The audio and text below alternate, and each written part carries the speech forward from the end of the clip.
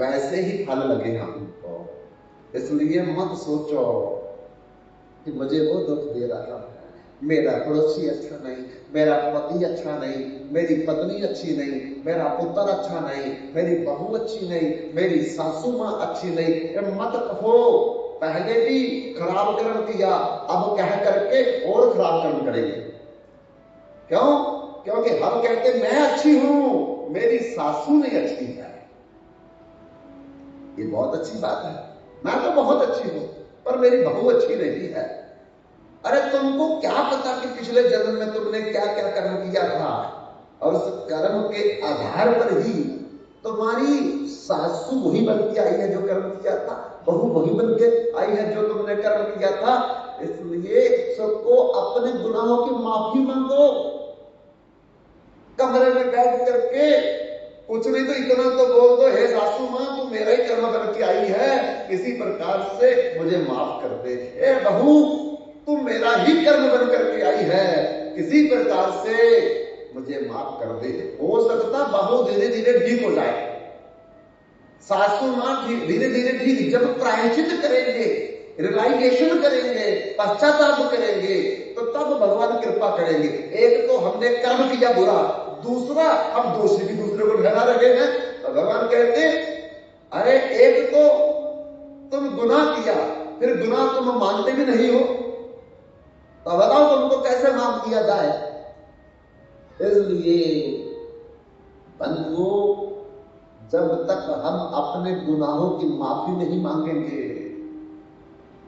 जब तक हम रियलाइजेशन नहीं करेंगे, जब तक हम पश्चाताप नहीं करेंगे, तब तक और भयंकर सास हो जाएगी, और भयंकर बहू हो जाएगी, और बढ़ेगा, क्योंकि कर्म का फल लगातार बढ़ता जाएगा।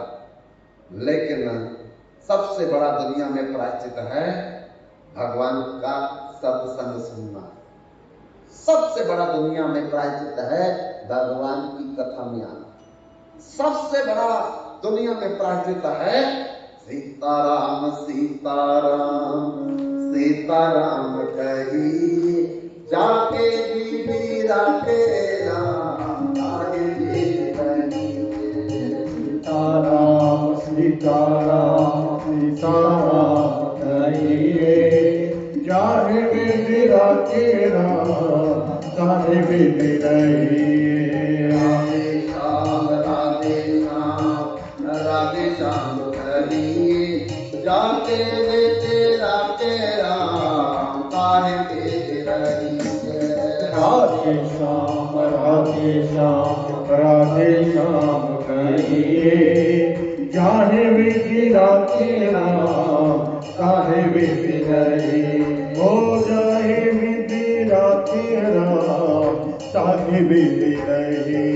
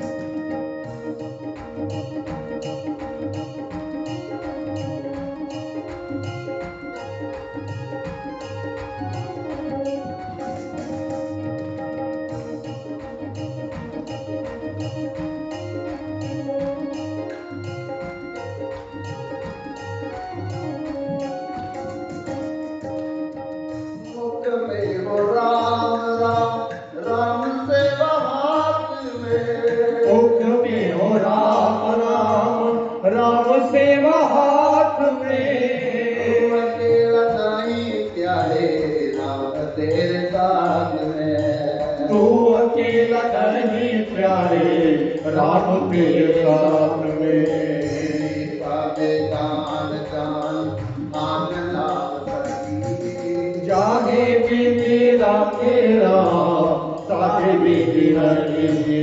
सीताराम सीताराम सीताराम सीताराम कहिए, चाहे मिथिला के राम चाहे मिथिलाइए।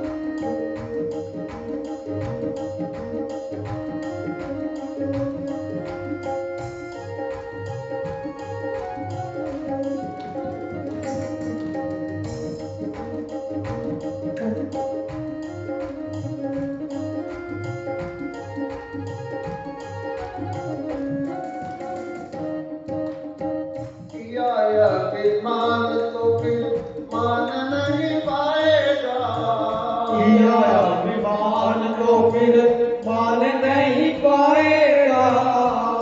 प्यार बड़ी खुशी राम को हिमाएगा, होगा वही कोई जो श्री राम जी को भाएगा।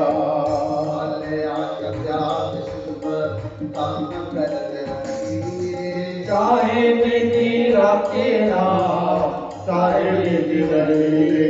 सीताराम सीताराम सीताराम कहिए, चाहे मिथिला के राम चाहे मिथिलाइए।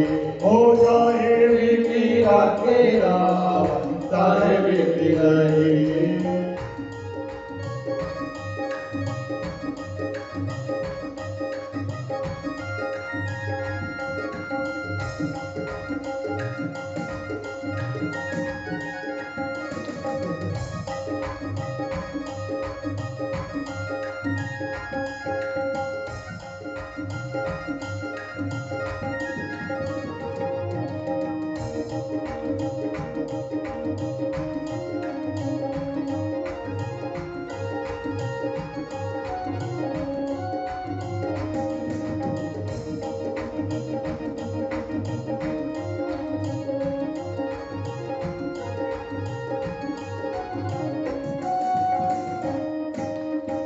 जिंदगी की डोर छोड़ आठ दिन नाच के, जिंदगी की डोर छोड़ हाथ की गदात के।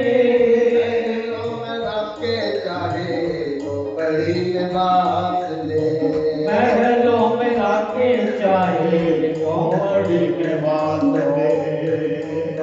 खाते खाते सीताराम कहिए, ओ काजर मिथिला के राम चाहे मिथिलाइए। सीताराम सीताराम सीताराम कहिए, चाहे मिथिला के राम चाहे मिथिलाइए।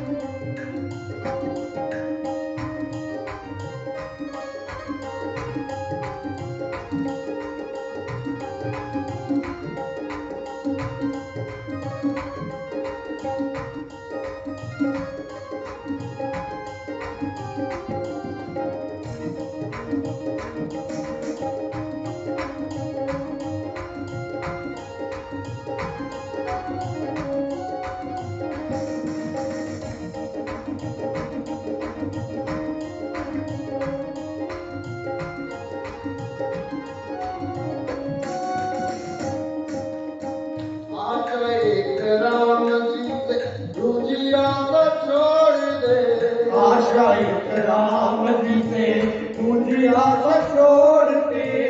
आशा एक राम जी से बाकी नाते तोड़ दे, नाता एक राम जी से मांगी हाथ तोड़ के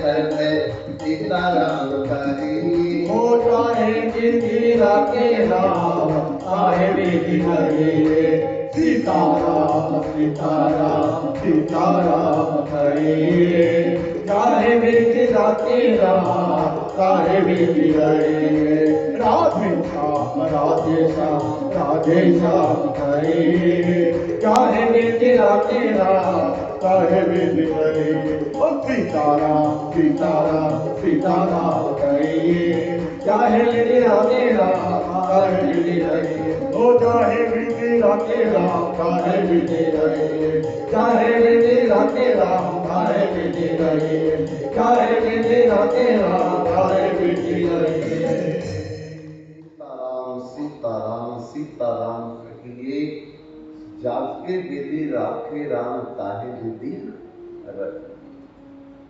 सबसे बड़ा दुनिया में प्रायश्चित है भगवान के आगे माफी मांगना। दुनिया से माफी मांग के हमारा गुजारा हो सकता, गुनाहों के माफी भगवान से मांगने और माफी मांगने का तरीका है भगवान का सत्संग, भगवान की कथा और भगवान के नाम का कीर्तन। इसके करने से हमारे बुरे कर्म भी खत्म हो जाएंगे, प्रारब्ध भी खत्म हो जाएंगे और धीरे धीरे अच्छे कर्मों की तरफ हमारी प्रवृत्ति बढ़ने लगेगी। दो मित्र थे बचपन में, वो इकट्ठे रहते थे, एक ही गांव में रहते थे वो लोग। धीरे धीरे बड़े हुए तो एक मित्र उस संगति में बढ़ गया और एक मित्र सत संगति में बढ़ गया। हम स्वतंत्र हैं, हम सत्संग की तरफ भी जा सकते हैं, उस संग की तरफ भी जा सकते हैं, कोई हमें रोकेगा नहीं। ये हमारे मन की स्वतंत्रता। लेकिन सत्संग में जाने के बाद सत्संग का फल वो भगवान के हाथ में है। तो संगति में जाने के बाद उस संगति का फल वो भी भगवान के हाथ में। कर्म करने में हम स्वतंत्र हैं, लेकिन कर्म करने के बाद हम परतंत्र हो जाते हैं। जैसे हमारे हाथ में जहर है, अब उसको खाने में स्वतंत्र है कि नहीं, लेकिन जिस समय खा लिया, अब खाने के बाद उसका क्या असर होगा वो हमारे हाथ में। फिर जो होगा वो बात नहीं। ऐसे कोई भी कर्म हम करते हैं, भगवान रोकेंगे नहीं, टोकेंगे नहीं। हम सोचते हमको कौन देख रहा है, हम तो कौन रोक रहा है, किसको क्या पता चलेगा। अरे बंधु, वो देखने वाला तो इस हृदय में बैठा है। ईश्वर सर्वभूतानां हृदयेषु तिष्ठति। इधर बैठा है, हर के दिल में बैठा है। अब मैं सोचते बाद में है, हमको पता नहीं लगा। सोचा भी गया, अभी किया नहीं, क्या सोचा उनको पता लग गया। और सोचने का ही वो लिख लेते हैं। हम घर से अभी सत्संग हाल में आए नहीं, घर से हमने सोचा हम सत्संग में जाएंगे, लिख लिया भगवान ने। भले हम आ पाए नहीं आ पाए किसी कारणवश, पर सत्संग में हाजिरी भगवान ने लगा ली हमारी। और कचौरी में सत्संग में आ भी गए, लेकिन बैठ भी गए, लेकिन मन हमारा कहीं कहीं भागी रहा, हाजिरी नहीं लगी। हम सोचेंगे क्या हुआ भाई, हम तो गए थे। भगवान कहते गए तो थे शरीर में, मन तुम्हारा बाहरी घूम रहा। दो मित्र घर से निकले और रास्ते में तूफान आ गया, बारिश आ गई, ओले गिरने लगे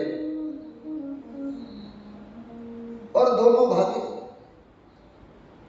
भागते भागते किसी ने दरवाजा नहीं खोला, सब दरवाजे बंद कर लिए, खिड़कियां बंद कर ली। अब हालात बड़े खराब है बाहर, पर एक दरवाजा खुला था, वो घर था वैश्या का। अब मरता क्या ना करता, प्राण को बचाने। उनको पता भी लग गया कि यह वैश्या का घर है, और दोनों अंदर चले गए। अंदर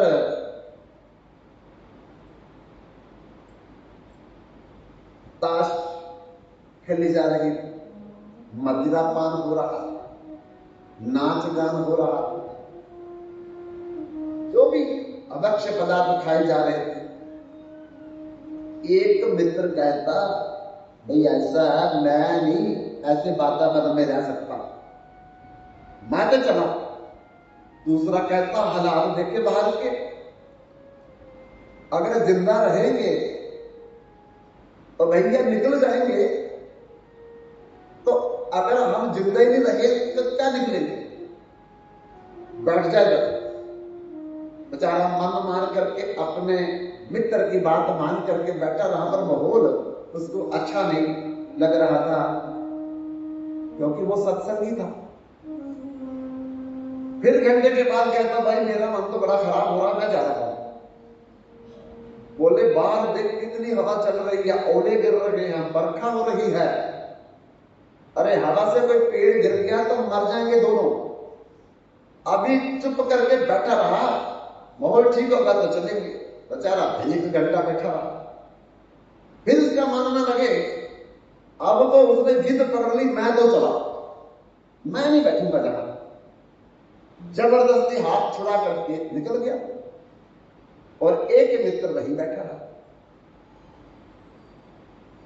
वो जाकर के कहीं दौड़ धाड़ करके किसी मंदिर में शरण ली उसने, लेकिन मंदिर में भी कोई नहीं मिला उसको, क्योंकि तूफान में बारिश में सब लोग चले गए थे मंदिर को छोड़ करके अपने अपने घरों में, और अकेला वहां बेचारा फंस गया।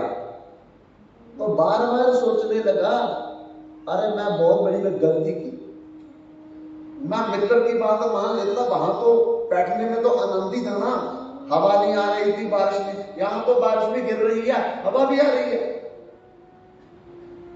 और जो वैश्य के घर में बैठा था मित्र, वो सोच रहा था मैंने गलती की, मैं कहीं अपने मित्र के साथ चला जाता, और वो पता नहीं कहीं सत्संग में बैठ करके कथा सुन रहा होगा, मंदिर में बैठ करके कहीं मूर्ति का दर्शन कर रहा होगा, और मैं कहां बैठा। देखो, जो वैश्य के घर में बैठा है वो मंदिर वाले मित्र के बारे में सोच रहा है, मैं चला जाता उसके साथ। जो मंदिर में बैठा है वो वैश्य के घर में बैठे हुए मित्र के बारे में सोच रहा है कि मैं वहीं बैठा रहता, उसके बाद तो अच्छा था। लेकिन एक समय आया, दोनों से नहीं रहा गया। वो मंदिर वाला भी निकला, मैं चला जाऊंगा उसके पास। उधर वैश्य के घर में बैठा हुआ वो भी नहीं रह सका, वो भी निकला कि मैं अपने मित्र को ढूंढ लूंगा, उसी के साथ रहूंगा। वो उधर से निकला, वो दूसरी तरफ से निकला, दौड़ते दौड़ते आवाज मार रहे हैं एक दूसरे को, एक चौराहे में दोनों मिल गए, और मिल करके कहते मित्र आ गया, बोले आ गया। दोनों ने एक दूसरे को गले लगाया। अभी गले ही लगाया था, आकाश से बिजली गिरी, दोनों मर गए। उस चौराहे पर उनकी डेड बॉडी पड़ी है। लेकिन बंधुओं, जो मंदिर में था बैठा हुआ, उसको 3 जमदूत लेने आए। जमपास में जबरदस्ती उसके सूक्ष्म शरीर को बांधने लगे। जब आदमी मरता है तो लगता है कि ये शरीर गिर गया, भैया वो गिरा नहीं, उसके बाद ही प्रक्रिया शुरू होती है। जैसे किसी व्यक्ति को मारते मारते मारते मारते बेहोश हो जाता है, गिर जाता है, लेकिन अंदर से नहीं मरा होता वो, उसका शरीर डेड हुआ है, स्थूल शरीर डेड हुआ है, लेकिन अंदर वाला सूक्ष्म शरीर, कारण शरीर, आत्मा शरीर, ये तीनों हैं अभी। ये सारा अब उसी के साथ होगा आगे। तो वो पास में खड़ा हो जाता है, अपने मरे हुए शरीर को सामने देखता है, खड़ा होकर के देखता है, उसमें से निकाल दिया उसको, देखता है, अपनी पत्नी को रोते देखता है, अपने बच्चों को रोते देखता है, और उनके पास जाता है। अरे क्यों रो रहे हो, मैं तो जिंदा हूं। उसको लगता नहीं कि मैं मर गया।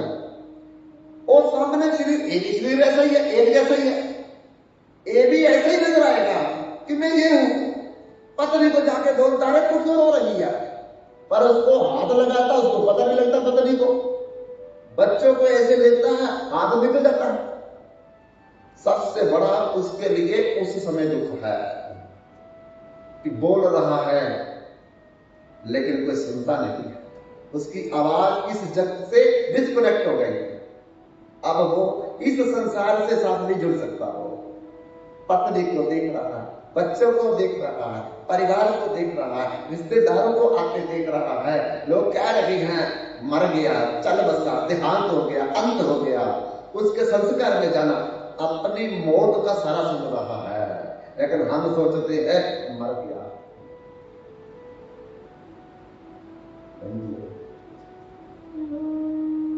अपने अपने घरों में हमने हर तरह का कमरा बनाया है।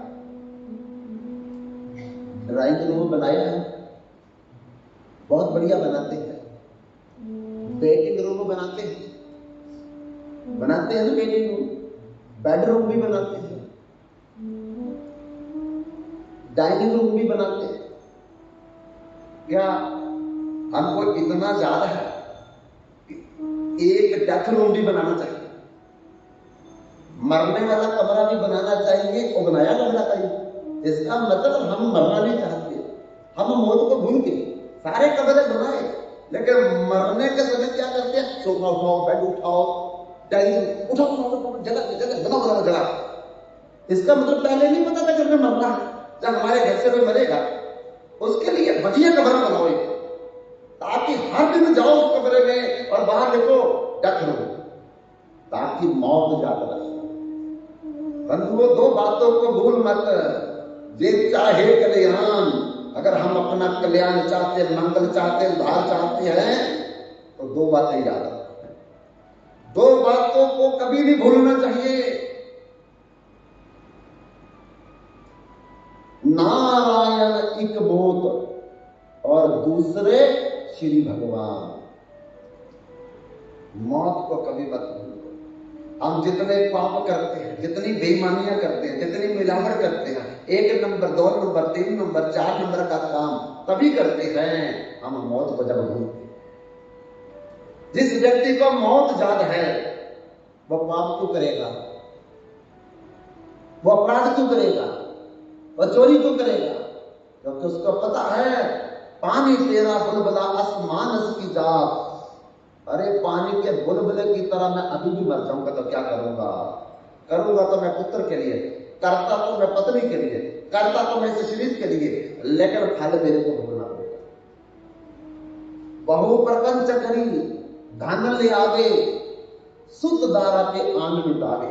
अपने पुत्र, पत्नी, परिवार पर लुटाता है 2 नंबर का पैसा, पर भुगतना खुद पड़ेगा, उनको नहीं भुगतना पड़ेगा। जिसका मौत याद है वो आदमी कभी पाप नहीं करेगा, और आदमी किसी की निंदा नहीं करेगा, वो आदमी कभी अपराध नहीं करेगा, वो आदमी कभी झूठ नहीं बोलेगा, वो आदमी कभी गलत काम नहीं करेगा। हम मौत को भूल गए, इसलिए दो बातें हमेशा याद रखो। नारायण एक मौत, दूसरे श्री भगवान। दो चीजों को हमेशा याद रखो, और दो चीजें जब निकल जाती है तो फिर कभी वापस नहीं आती।